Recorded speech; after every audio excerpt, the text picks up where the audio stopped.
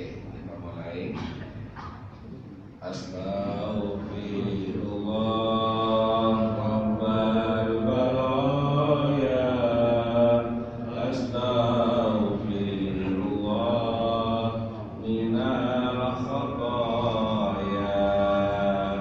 Rabbi zidni ilman nafi'an wa wafiqni amalan sholihan. Astaghfirullah Rabbal baraya. Astaghfirullah minal khataya. Rabbi zidni ilman nafi'an wa wafiqni amalan sholihan. Alhamdulillah. Bismillahirrahmanirrahim. Assalamualaikum warahmatullahi ta'ala wabarakatuh. Bismillah. Innal hamdalillah. Wassalatu wassalamu ala Rasulillah wa ala alihi wa sahbihi wa mawalah. La haula wa la quwwata illa billah. Rabbi shrah li sadri wa yassir li amri wa hlul 'uqdatam min lisani yafqahu qawli. Wa qala aidan fa idza qadaytumus sholata fadhkurullaha qiyaman wa qu'udan wa 'ala junubikum wa idza ma'nantum faqimus sholat inna sholata kanat 'alal mu'minina kitaban mawquta. Wa la tahinu bi ibtigha'il qawm in takunu ta'lamuna fa innahum ya'lamuna kama ta'lamun wa tarjuna minallahi ma la yarjun wa kana Allahu 'aliman hakiman. Bapak Ibu hadirin sekalian, para jemaah subuh dan majelis taklim di Masjid Jami' Al-Istiqlal yang dirahmati Allah. Monggo kita pagi ini senantiasa bersyukur kepada Allah atas segala nikmat yang telah Allah berikan kepada kita, terutama nikmat umur, nikmat iman dan Islam, dan nikmat berupa kesempatan. Tanpa terasa di tahun ini ngaji kita sudah sampai di penghujung bulan Sya'ban ini. Ya insya Allah pertemuan berikutnya sudah memasuki bulan Ramadan. Alhamdulillah. Kalau tahun ini kita ketemu dengan bulan Ramadan, ya mudah-mudahan masih dipertemukan kembali oleh Allah dengan bulan Ramadan berikutnya. Amin Allahumma amin. Dan kalau kita dikaruniai umur panjang, mari kita isi umur kita, hidup kita dengan kegiatan-kegiatan yang bermanfaat, yang memiliki nilai pahala, memiliki nilai ibadah, yang bisa menjadi bekal ketika kita sudah dipanggil oleh Allah untuk menghadap ke hadiratnya. Karena faktanya tidak ada dalam hidup ini orang yang hidup terus. Ada saatnya kita dipanggil oleh Allah. Nah, kalau kita sudah dipanggil oleh Allah, ya mudah-mudahan dipanggil dalam keadaan husnul khotimah. Anak-anak yang ditinggalkan mudah-mudahan jadi anak yang soleh. Alhamdulillah. Nopo manis yang aja dipatos. Umur kayak kita ini mau kemana juga.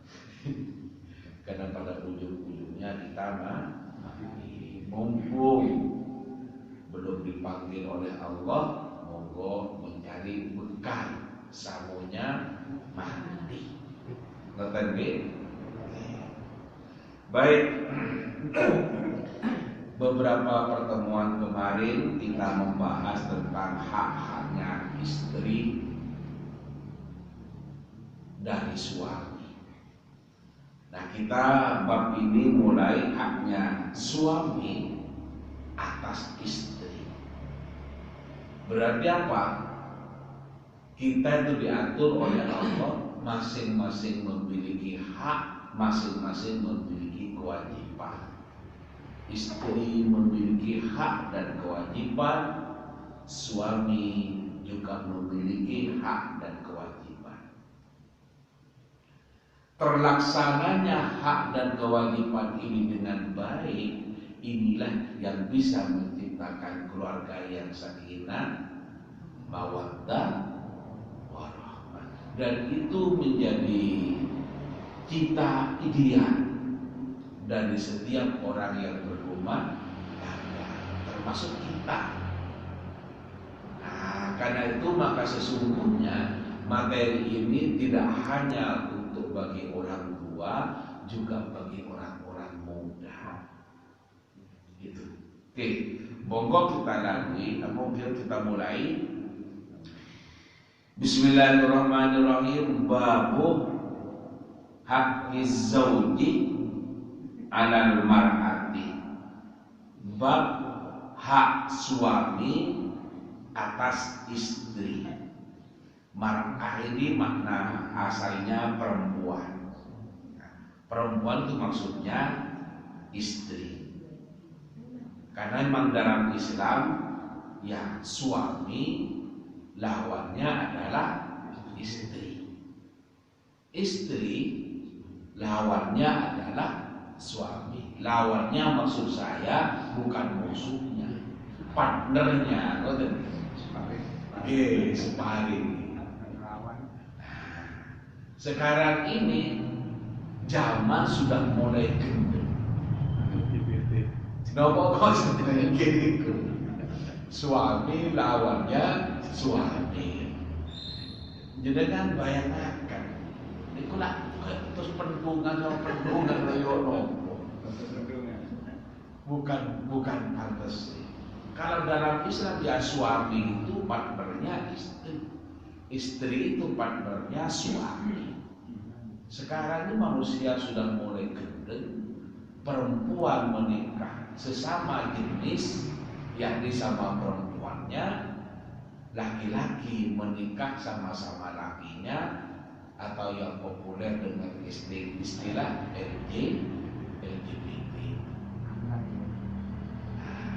Kita jaga anak-anak kita dari pengaruh-pengaruh barat yang tidak benar. Itu tidak benar, tidak boleh seperti itu. Dan dalam Islam itu adalah haram. Kita harus jaga, lindungi keluarga kita, minimal anak-anak dan cucu-cucu kita. Jangan sampai terjebak pada budaya-budaya yang rusak seperti itu. Oke. Baik. Bismillahirrahmanirrahim. Wa an Abi Hurairah radhiyallahu anhu qala qala Rasulullah sallallahu alaihi wasallam. Dari Abu Hurairah, semoga Allah ridha kepadanya, qala, beliau berkata, qala Nabi sallallahu alaihi wasallam, Rasulullah sallallahu alaihi wasallam bersabda, Idza da'a ar-rajulu imratahu ila firashihi falam ta'tihi fabatawabbana 'alaiha. Idza da'a, apabila mengajak, ar-rajulu, seorang suami, imrotahu, pada istrinya, ila firashihi, ke tempat tidurnya, falam ya'tihi, kemudian istrinya tidak mau mendatangi tempat tidur suami itu, fabata wabbana 'alaiha, maka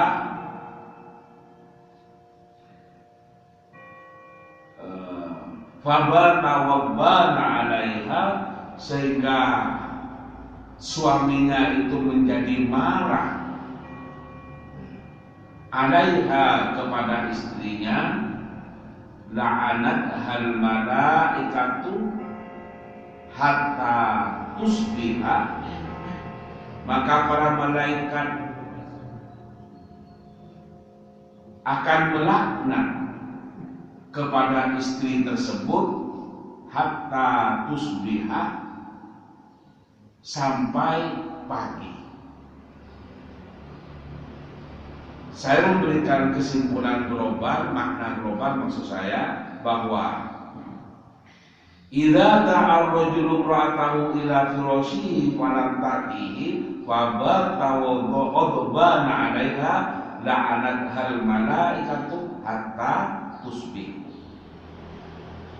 Jika seorang suami mengajak istrinya ke tempat tidur, tapi istrinya enggan memenuhi ajakan suaminya tersebut, lalu suaminya itu menjadi marah pada malam itu, maka para malaikat melaknat istri itu sampai waktu pagi.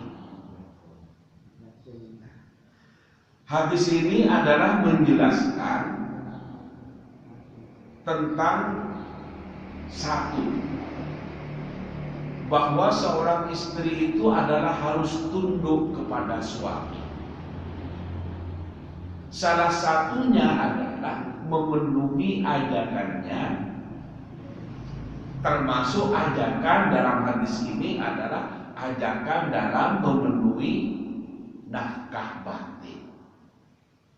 Kalau umur-umur kayak kita menyebut nafkah batin sudah paham. Kalau diperjelas kok kayaknya tambah saru, tambah tidak jelas begitu. Bilang nafkah batin sudah jelas. Itu. Jadi seorang istri itu diperintahkan oleh Allah dan Rasulnya untuk menaati suami, termasuk ajakan untuk tidur di atas ranjang. Sampai hal-hal yang seperti ini diatur oleh Rasulullah. Kita tentu bertanya, kenapa kok hal seperti itu juga ikut diatur oleh Rasulullah? Ternyata dalam kehidupan ini banyak rumah tangga itu yang hancur, yang rusak adalah diawali oleh persoalan hubungan yang seperti ini. Jelas nih? Ada yang karena tidak puas dalam rumah tangganya, akhirnya mencari kepuasan di luar rumahnya. Cari yang lain, katanya Pak Nabi. Itu dulu. Kalau sekarang sudah enggak Pak Nabi. Apa karena sudah sadar? Boten. Sudah senjatanya enggak mampu, katanya Pak Nabi. Istana, tak usah kagian modern. Enggak. Itu diawali oleh ketidakpuasan dalam rumah tangga. Banyak orang yang sudah mapan membangun kehidupan rumah tangga, akhirnya berantakan. Awalnya diawali oleh seperti ini. Karena itu maka Nabi mengatur ini demi ketertiban dan keberlangsungan kehidupan yang damai, yang utuh, yang sakinah, yang mawaddah warahmah, sampai dalam hal seperti itu diatur oleh Rasulullah. Karena itu maka mendapatkan layanan dari istri tidur di ranjang itu adalah hak suami. Memberikan layanan kepada suaminya itu adalah kewajiban.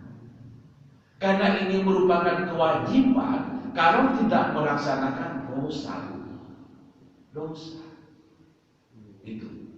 Nah, kalau dalam hadis ini Jika pada malam itu sang suami marah, maka para malaikat melaknat sampai waktu pagi. Nah, kalau malaikat sudah melaknat, maka jelas malaikat rahmat tidak akan masuk ke rumah itu. Nah, karena itu maka ini perlu diperhatikan. Seorang suami yang membutuhkan layanan seperti itu biasanya kalau tidak dilayani, lebih baik tidak usah kerja, tidak usah cari uang. Kalau oleh istrinya nggak dilayani, sampai sabun mau kerja tuh nggak semangat. Kalau sudah dilayani besoknya semangat, seger, sambil nyanyi-nyanyi berangkat kerja.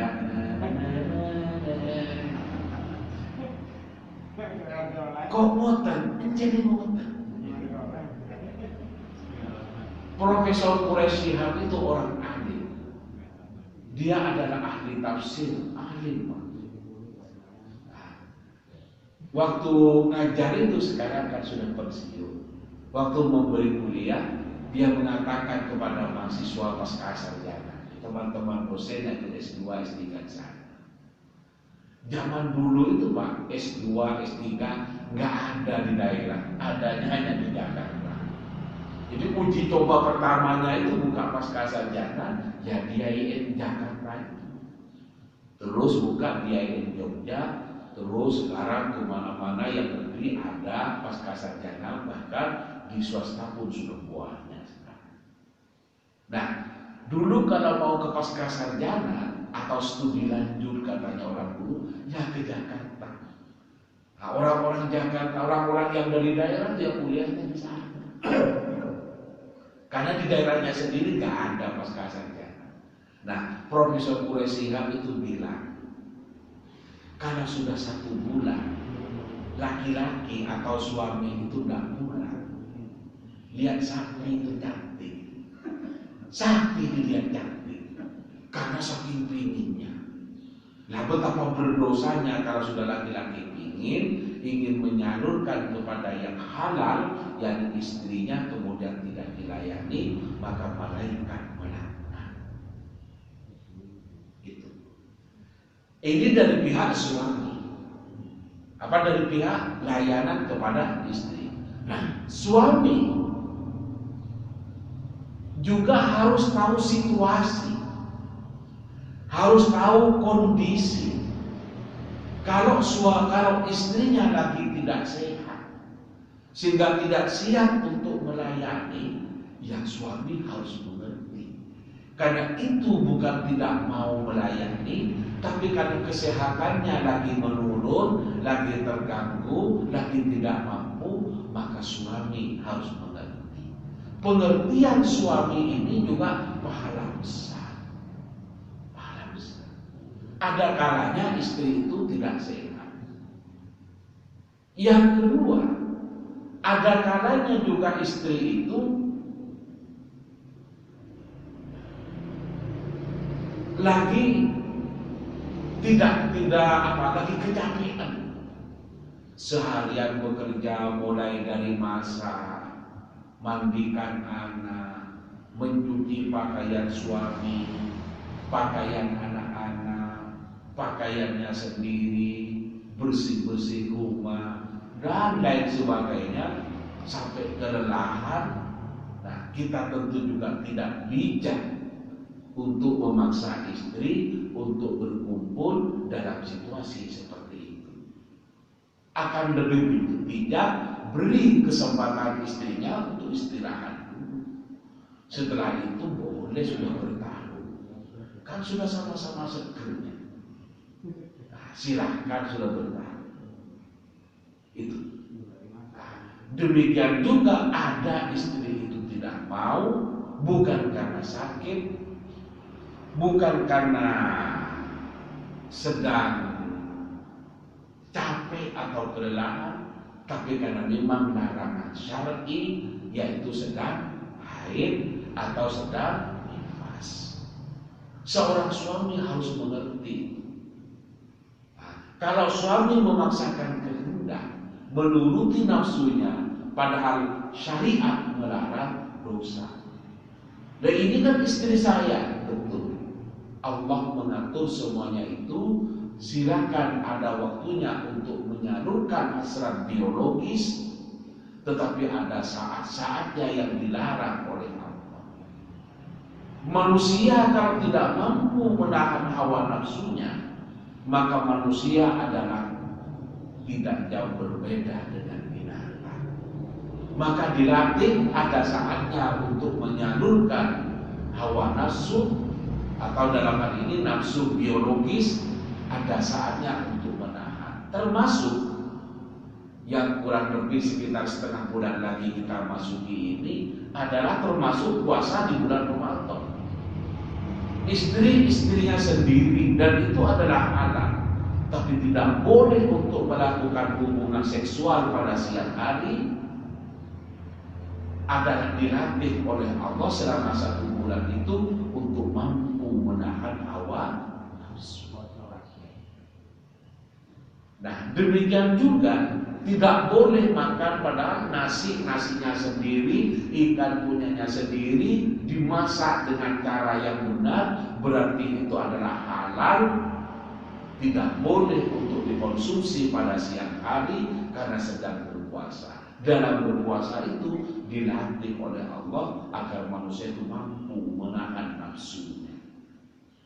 Karena manusia kalau sudah tidak mampu menahan nafsu, artinya mengumbar hawa nafsunya sesuai dengan seleranya tanpa batasan-batasan tertentu seperti batasan syariat yang saya sebutkan tadi, maka manusia bisa menjadi tidak ada bedanya dengan binatang. Itu. Nah, karena itu maka kembali kepada materi, istri wajib melayani suami, suami harus mengerti situasi dan kondisi. Kalau seperti itu, insya Allah kehidupan rumah tangganya akan jadi indah.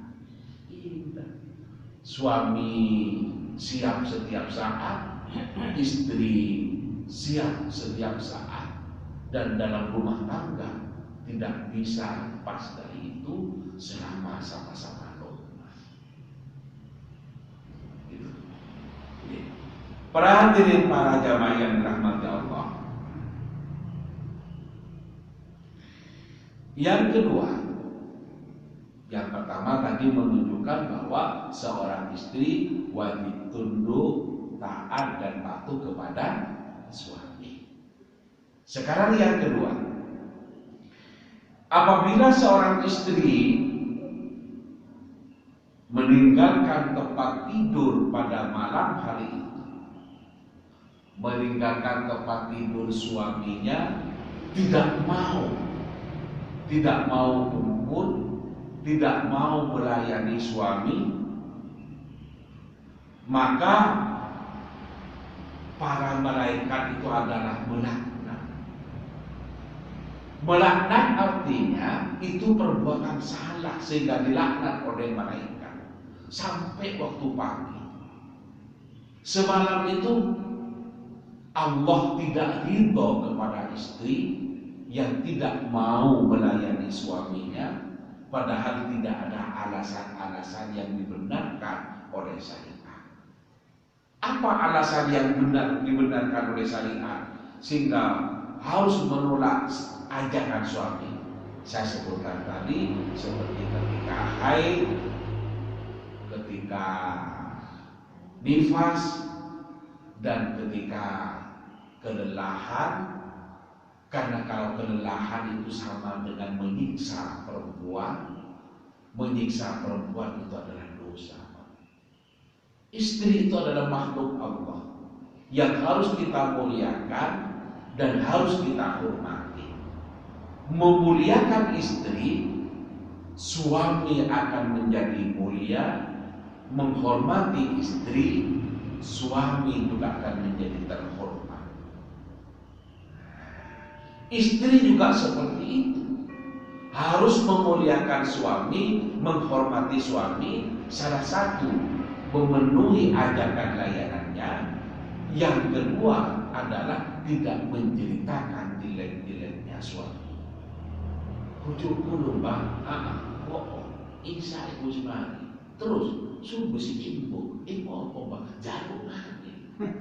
Terus wis malah pokoknya bojoku koyo jaran. Ya Allah. Urusan rumah tangga tidak usah diceritakan kepada tetangga. Kalau tetangganya tertarik, iya teman, iya. Si awas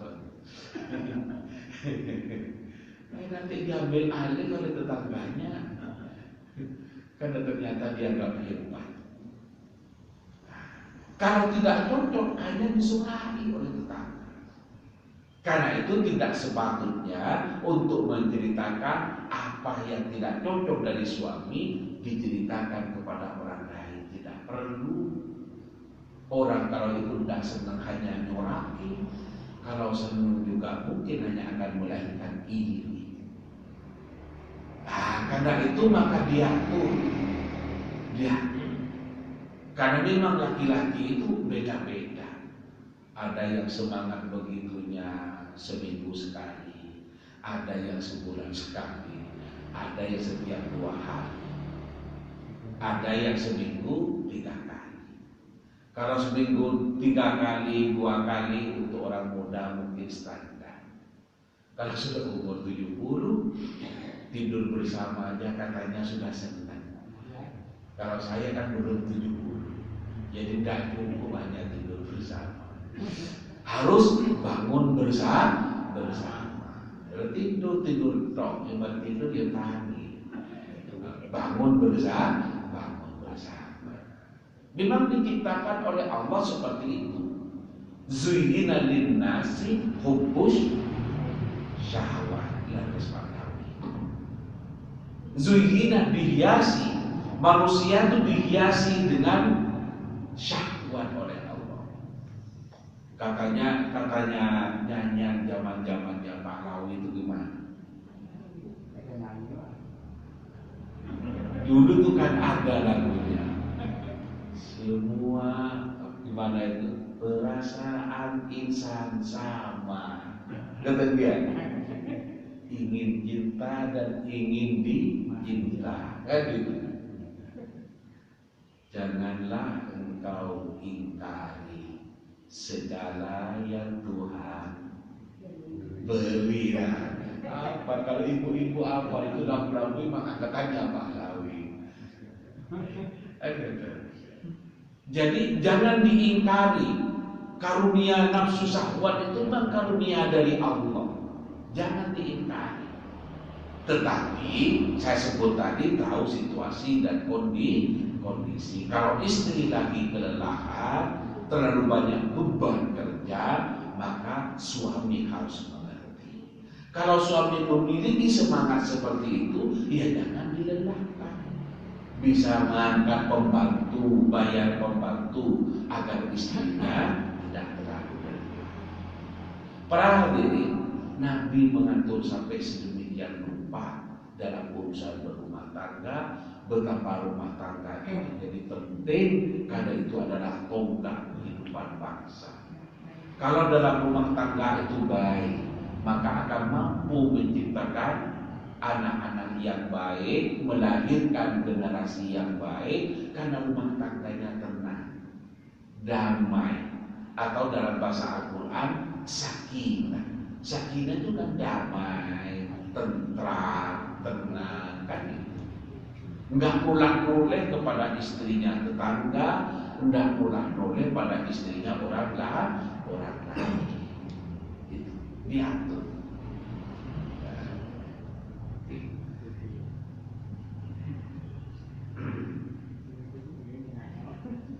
Bapak Ibu hadirin sekalian yang dirahmati Allah. Karena itu maka mari perhatikan hal yang semacam itu. Tetapi yang juga harus diingat, Allah adalah membenci atau tidak suka kepada orang yang berlebih-lebihan. Seorang suami juga minta layanan kepada istri, dia jangan berlebih-lebihan. Istri juga seperti itu, Kalau suami minta layani yang wajar, maka harus dilayani, karena itu adalah kewajiban sebagai seorang istri. Bapak Ibu hadirin sekalian yang dirahmati Allah, mudah-mudahan kita semua bisa menjadi suami yang layak diteladani oleh istrinya. Mudah-mudahan istrinya juga bisa menjadi seorang istri yang bisa dibanggakan oleh suaminya, yang bisa dijadikan idola oleh anak-anak dan keturunannya, sehingga keluarga kita menjadi keluarga yang baik, melahirkan generasi yang baik, dan kalau pada saatnya sudah dipanggil oleh Allah, kita menjadi ahlul jannah. Bapak Ibu, itu saja yang bisa saya sampaikan dalam ngaji kita di kesempatan kali ini. Mudah-mudahan Allah masih mempertemukan lagi dengan dalam ngaji kita di hari-hari berikutnya. Amin. Allahumma amin. Mari kita akhiri. Saya tutup dengan berdoa. Bismillahirrahmanirrahim. Alhamdulillahirabbil alamin. Wassalatu wassalamu ala asyrofil anbiya'i wal mursalin sayyidina Muhammad wa ala alihi wasallam. Walhamdulillahirabbil alamin. Allahumma alif baina qulubina wa aslih dzata bainina wahdina subulas salam wa najjina minadh dhulumati ilan nur wa jannibna al-fawahisha ma dhahara minha wa ma batan. Allahumma aghnina bil ilmi wa zayyinna bil hilmi wa akrimna bit taqwa wa jambilna bil afiyati wa tawaffana bil husnil khatimah. Rabbana atina fid dunya hasanah wa fil akhirati hasanah wa qina adzabannar. Subhana rabbika rabbil izzati amma yasifun wa salamun alal mursalin walhamdulillahi rabbil alamin. Amin. Demikian yang dapat saya sampaikan. Hadanallahu wa iyyakum ajma'in ila shiratal mustaqim. Wallahu muwaffiq ila aqwamit thoriq. Assalamualaikum warahmatullahi taala wabarakatuh.